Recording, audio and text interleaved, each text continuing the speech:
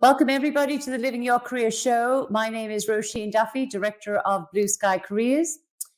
Our theme today is brave or stupid. Take the right risks to grow your career. Human beings are innately wired to be risk adverse. Many of us, I would say, are probably slaves to the jobs that we do. We don't love them, but they give us stability and they give us security.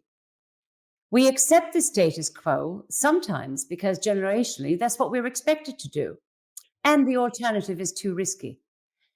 But opportunity does not come gift wrapped. You have to take risks and work for it. And the danger with settling and playing it safe, as I often say to people, is that when change is visited on you, you will not be in a position to deal with it. The Mark Zuckerman quote is a very good one. He said, the biggest risk is not taking any risk. He said, in a world that is changing so rapidly, the only strategy that is guaranteed to fail is not taking risks. The only way, my next guest would say, to keep pace with opportunity is to never get too uncomfortable with risk. And my guest today is Brett Stenhouse. So Brett is a board advisor, executive partner and collaborator. He's the Senior Director, Communication and Executive Engagement for Giant Oracle in New York. Future 500 software and infrastructure computing giant Oracle tops an illustrious array of companies that Brett has worked for, among them AIG, Guardian Life, KPMG, Rio Tinto, I knew you then, Brett, and Suncorp. Brett's career has all the hallmarks of ambition meets aspiration. His stewardship of communication and engagement, believe it or not, reaching close to, did you say, Brett, 500,000 people around the globe? I think about 500,000, Roisin. Yeah. So unlike many executives who favor stability as their careers mature, Brett is a husband, he is a father. Brett never gets uncomfortable with professional risk when it comes to opportunity, adventure, and action on the global stage. Welcome to the show, Brett. It's been a while, but it's lovely to have you. Fantastic to be with you, Roisin. Thanks for the great intro. Oh, gosh, not at all. That's your story. You know, it's interesting. Some people have good jobs. We alluded to in the intro. They have security, they have stability, a good income. You were one of those. You were definitely one of the, even here, you were one of the rising stars. What motivated you to up sticks and head to the US? What was the plan? Look, I might be a bit of a masochist, Roisin. I think it was really about fulfilling a personal ambition. I'd always wanted to build a successful career overseas. I'd used up my 2-year work holiday visa in the UK when I was studying. And I fell in love with the US and New York specifically when I came here on vacation, probably a little over 10 years ago now. But even prior to that, I had been entering with my wife the US green card lottery and seeing if our number came up and the opportunity would present itself. And I think the thing with the US is and New York in particular is there's a sense of challenge coming here that you certainly get whenever you move overseas and you try to set up shop overseas. But I think as Sinatra sung, if you can make it here, you can make it anywhere.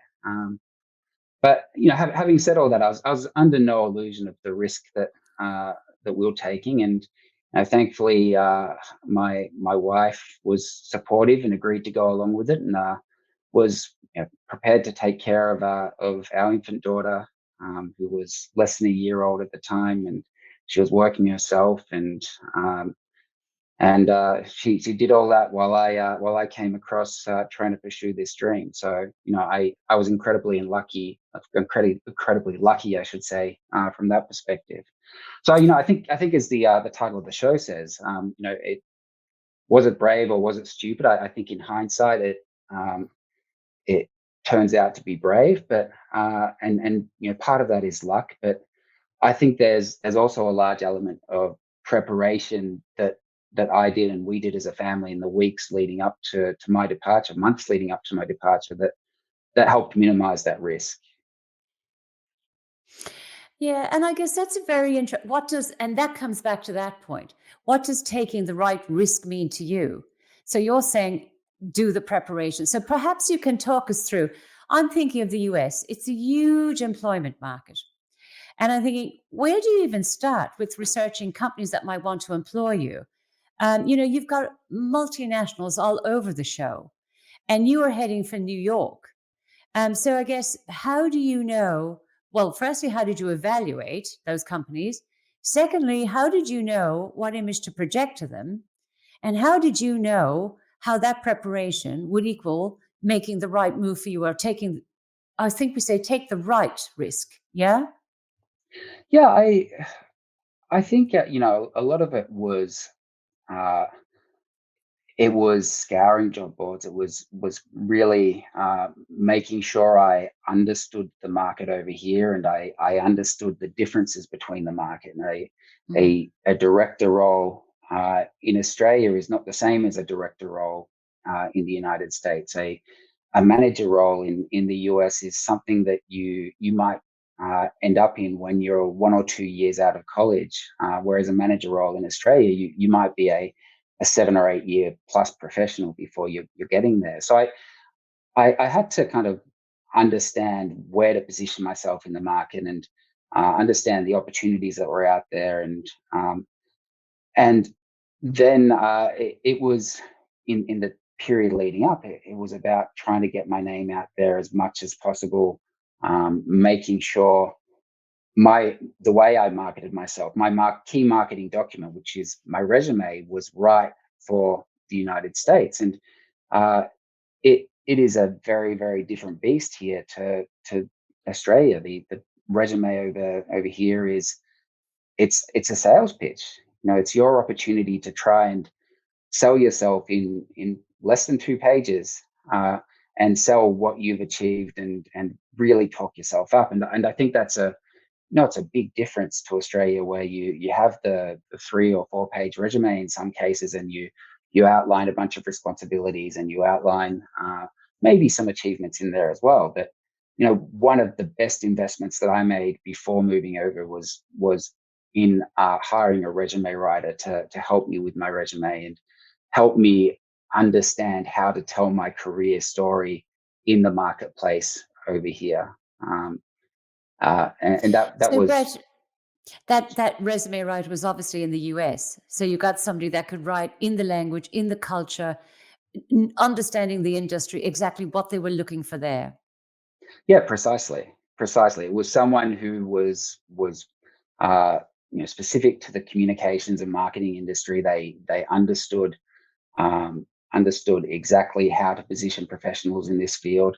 And to be honest, Rasheen, it was actually one of the most challenging exercises that I've had to undertake professionally in my career, to look back and think through what I have achieved, and then get it on paper in a form that she could then digest it, and put it into a marketing document for me.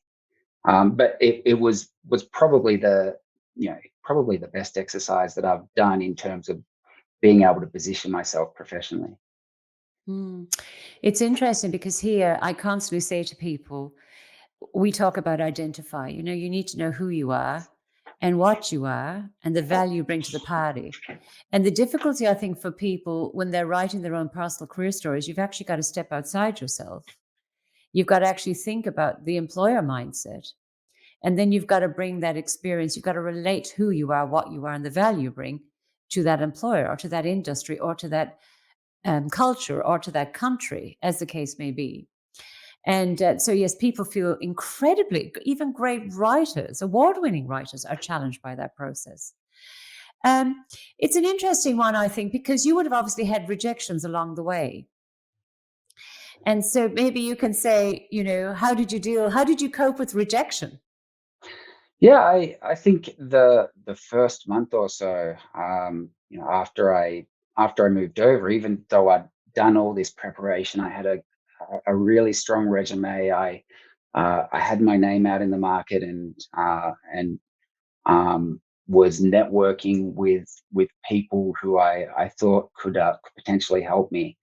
The knockbacks still came flowing in, either straight after the application or after an interview. And no, uh, I think you have to have resilience when you uh, take career risks like this. You have to be prepared to be knocked back. You have to have the right sort of support network. So again, I can't speak highly enough uh, about the role my wife played in helping see me through. Sorry, my cat is trying to interrupt. But every interview that I did in those days, I treated as a great practice session, an opportunity to really understand the nuances of employers here. And the reality in this market is that it's huge. And while there are more opportunities, there's also a lot more really highly skilled competition.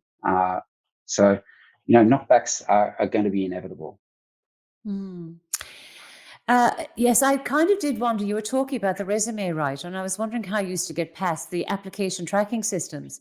Because, of course, in the big multinationals, they've got these global, as we all do, CRMs. I've got actually somebody placed next week who was working for an international company. And one of the criteria for that role, with a previous employer, and they were working with an international company, was that this was their referee talking about them. Sorry, I should explain. So I've placed them into a contract next week, but they had previously applied for a role with this US company, actually, but they have offices around the world. And in fact, the CV never got through the global HR system, because this person didn't have formal qualifications. But they persisted, and they managed eventually to get a phone call or rang the office. And one day somebody picked up the phone, and the minute they spoke to them, said, "This is the person for the job." And best decision they ever made. And, this was the referee talking to me last week. So that level of persistence and that level of, being able to be resilient if you are getting the knockbacks. I'm still curious, though. Your first employer in the US was who? It was Guardian Life. So, okay, you'd work for Suncorp, you'd work for Rio and some of those, but Suncorp probably was an AIG. So they would have been a fairly good, the fact that you had that previous industry experience was probably something that would be appealing to them. Did you ever ask them what stood out in your application to them? Did you ever sort of say, what was it about me in Australia wanting to come to, they didn't sponsor you, did they? No, they didn't. I was lucky. We had our number drawn out in the green card lottery eventually, Yeah, and so it made the process a little a lot easier. And easier.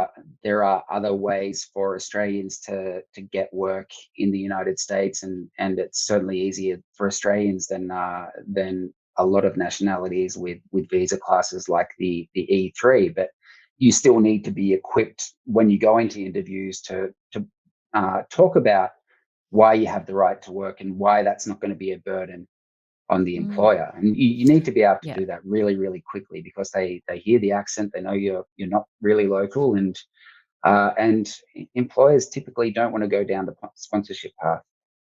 Mm. Uh, Come back to, well, I think that's true, because I get applications from New Zealand and it says, "I'd love this job," but they don't explain to me, they're still living in New Zealand. How are you going to get here? How are you going to support yourself? How are you going to deal with COVID-19 quarantines? All these other things that occur. Come back to Guardian Life. How did you know? What was the first sign that you'd actually got the right message out there? And was that one part of your plan?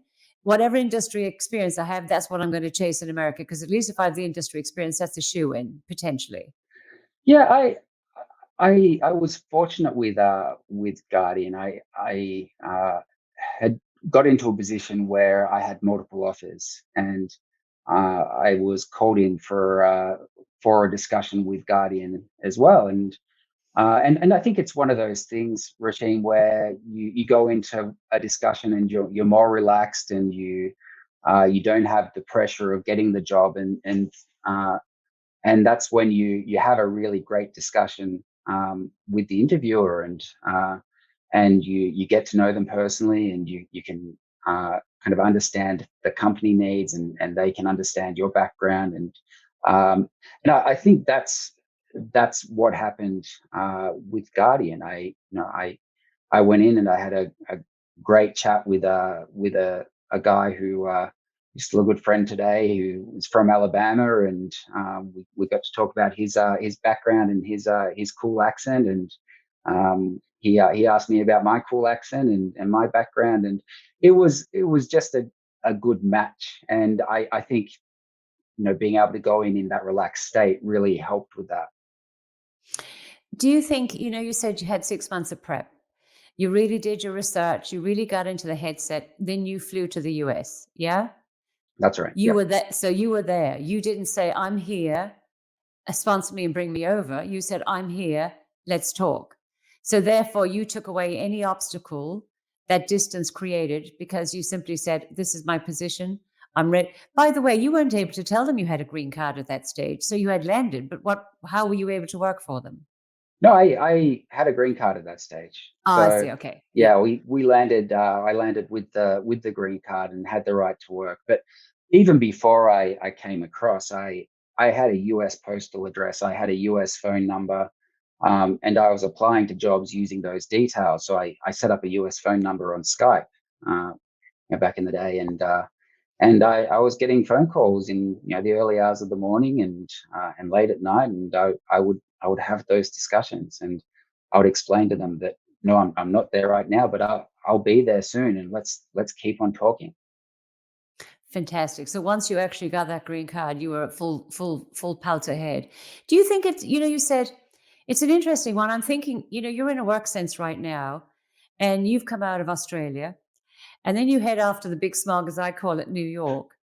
And when you were actually writing your CV, what were the three things that you emphasized yourself that you thought they would want most?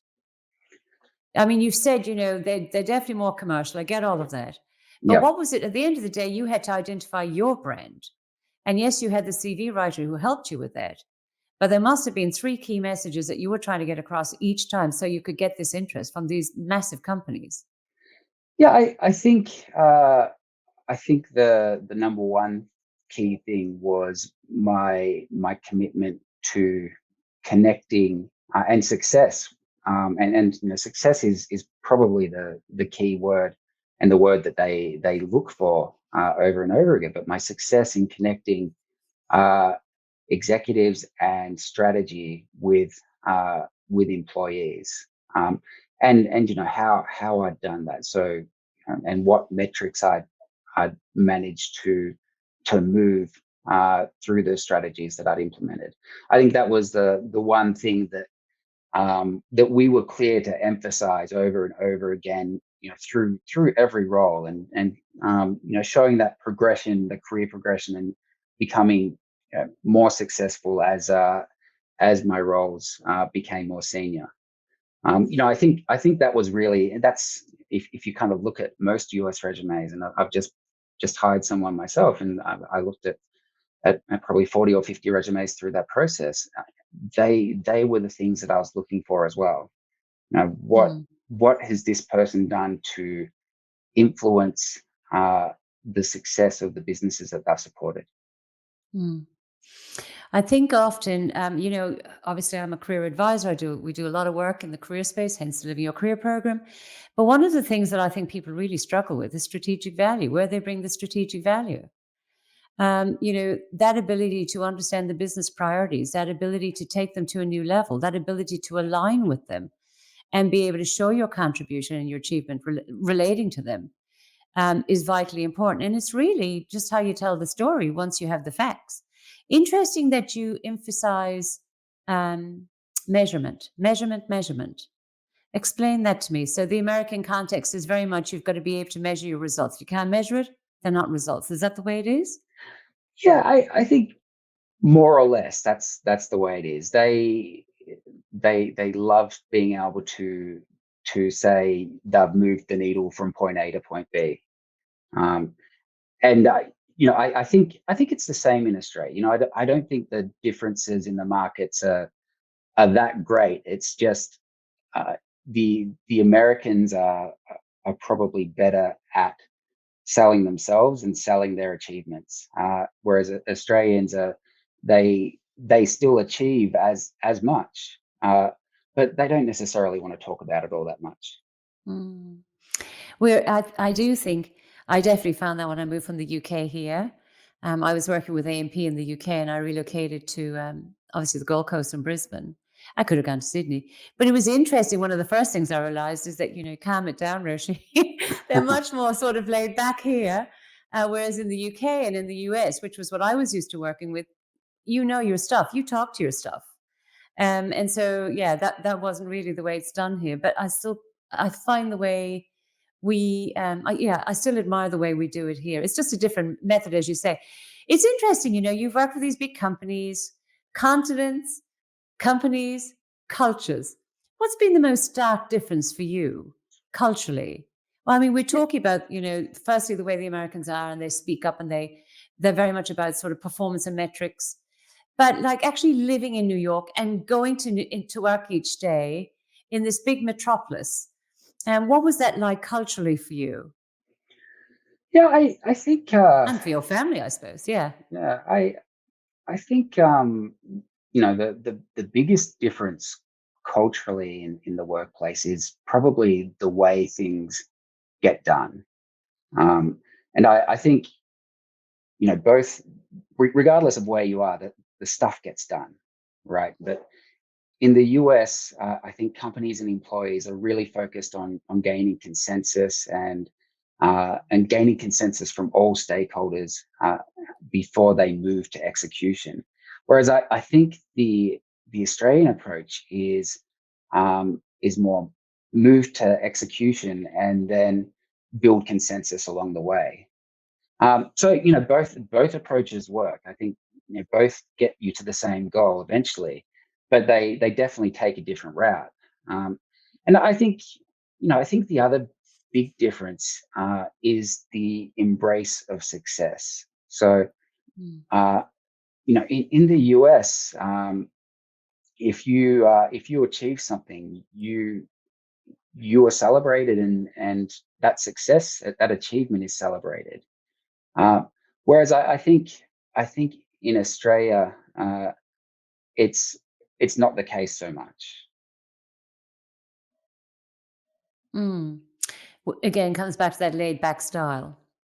Yeah, I think so. I think so. Mm. I think it's interesting because there's the laid back style in Australia, but I think both cultures still have a big issue with work life balance. I still Mm. think Australia and the UK uh, is still probably a little bit imbalanced more towards work than the life side of things. Mm. That's going to be some subject we're going to have to pick up further down the track, isn't it? Because yes, I think this living your career piece, that balance is vitally important. Mental well-being nowadays with COVID-19 and all sorts. I think there's a bit of a rally though, and a bit of a mobilization out there to try to reconcile the amount of work with the amount of lifestyle that people have. So I think that's COVID has certainly, I think, woken people up to that. Where it goes, I don't know. Have you ever made wrong choices that still perhaps led you to the right career goal? Um, yeah, I think there's a couple. So, um, well, and I don't know that I necessarily call them the wrong choices. I think there are two good examples where I could have made different decisions, and I might have ended up on a different path. So, the first example, and what I'd probably call my biggest oh crap moment was when I started at AIG, and I moved from a great company, Guardian Life, which we've talked about a little bit, and I had a great reputation there, and I was really comfortable. And I got to AIG, and AIG was still, really recovering from the global financial crisis. A lot of really smart people working there. I was part of some fantastic teams, and worked for some tremendous bosses. But I underestimated the legacy and impact that the financial crisis was still having on the business. And I was supporting a technology organization and driving a communications and organizational change agenda. And when you are trying to drive transformation within technology on one end, and modernization and introduce new ways of working, and then on the other end, you try to reduce cost, it makes for a really challenging culture. And in hindsight, I probably didn't think that through clearly enough before I took the role. But I certainly don't regret making that move. I think it helped me grow. And in the moment, though, it certainly felt like I'd bitten off more than I could chew. No, I think the other example probably dates back to back when we were first talking, Rasheen, and I'd just Mm, left Suncorp, and I had a couple of options on the table. One was to go to Bechtel, mm. and the other was to kind of pivot my career down a marketing path, more of a marketing path. And both were great opportunities, um, and I went to Bechtel, and it might not have been the best role from a function perspective in terms of career growth, but it introduced me to a global organization, to a global role, and to a big US employer. And You were looking sorry, back now, you were leaving Suncorp and you had Bechtel. What was the other choice? oh, I can't even remember the company Yeah. name at the moment. God, I think it was.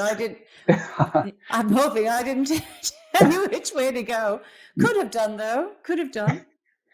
No, it was a local investment fund, a local All right, Brisbane okay. investment fund. Both great opportunities, but the Bechtel opportunity, I think, is the one that opened doors for me in the United States when I eventually moved over here. They see that name on the resume, and they kind of have a heart type moment. They know the name. They know that I've been a part of a US company, and I think that helped. Mm. It's interesting because you're saying, obviously, AIG, Suncorp, some of those, they were sort of the openers for you that you had that industry experience. It was, first opportunity in the US. Then you're talking about Bechtel working for a global company, and you're saying about making sure you do your preparation. So, again, I guess for anybody who's tuning in and listening today, it's really vitally important that you think about who you're working for and how they might pave the way for international career success. I think that's what we're really saying here. Um, uh, I suppose the thing that I'd ask you now, you say don't ever get too uncomfortable with risk. There are lots of people right now, there's uncertainty in the market.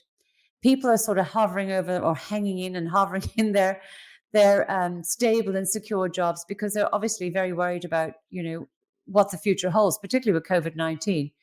I guess what would be your advice to those people in terms of, taking calculated risks while still not, throwing everything out at once. So, in other words, how do you continue to maybe not charge ahead, but at least take risks to keep moving ahead, rather, so that you still have a level of security balanced with growth?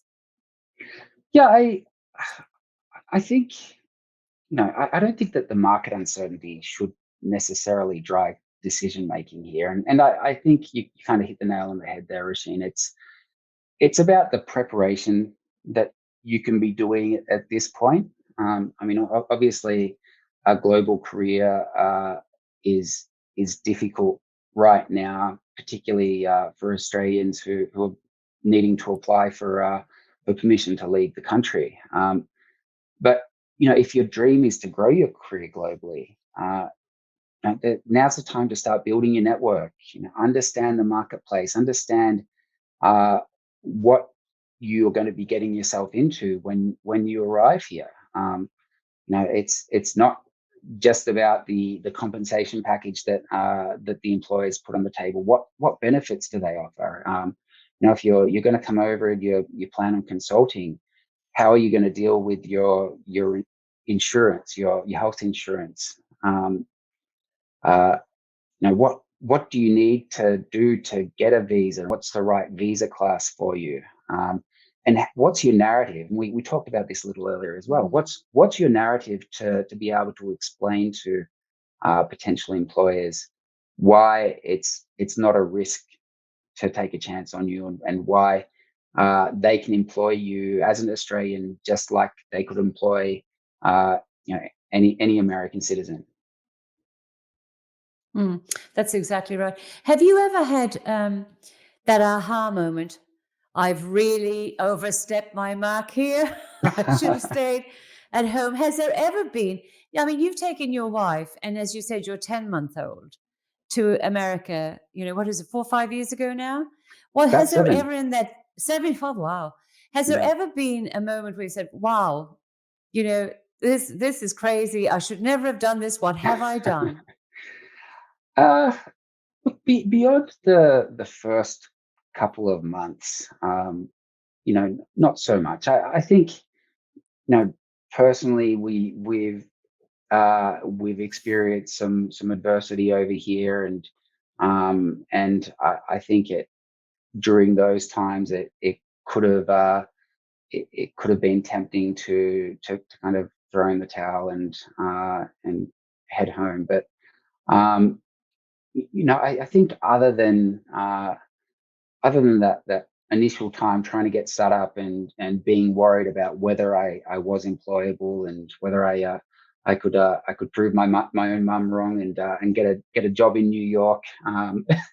I I don't think I've had any regrets being here, and probably getting through the first winter here was a challenge as well. We were living in Hoboken, just over the border in New Jersey, and we looked out on the Hudson River, and the Hudson River was frozen. And that can probably give you an idea of how cold it was. And coming from an Australian autumn to that sort of weather was not pleasant. Um, the world is your oyster, Brett. You're in the US now. You're in New York. You've got your security. You've got your a big career, and the future is just so bright for you. Um, I guess what's next? Are you missing home yet? Are you thinking it might be time to come back? Your little one will now be 7, coming 8, I imagine. Yeah, Is yeah. there the lure of family here, or do you still feel there's still a big field out there, and you want to keep doing what you're doing for the time being? Yeah, it's a great question. I think when you go through a year like the one we've just had, and you kind of compare the way Australia has managed through the pandemic with how the US has done so, it certainly makes you consider things. And you know, I I definitely miss the order and the relative kind of normalness that Australians are enjoying right now, or that I read Australians are enjoying right now. And being a dual citizen, it's nice to have options. It's nice to know that I could go home, and then in the future potentially come back. And the other consideration is obviously family, Rasheen, and Mm. we have family members who aren't getting any younger, and we have to consider their health and what makes sense from that perspective too. So, I think that's a long way of saying, we're here now, but I think the future could hold anything. Mm. So, to any employers out there that want to bring Brett Stenhouse back to Australia, just remember we know where to contact him, and we can find him for you. You haven't mentioned the weather once, which is the thing that's. I lived in, obviously, I'm dual citizen, Irish and Australian, and I sort of think, for me, I love Ireland, of course. I lived in the UK for 16 years, so almost like my second home, and then I came to Australia, and that was sort of it for me. But I do get back, well, barring COVID, I do get back every year. So there is that lovely benefit of having that dual citizenship. Okay, Brett, we have to wrap up. It's been an absolute pleasure. Well, firstly, great to catch up with you again.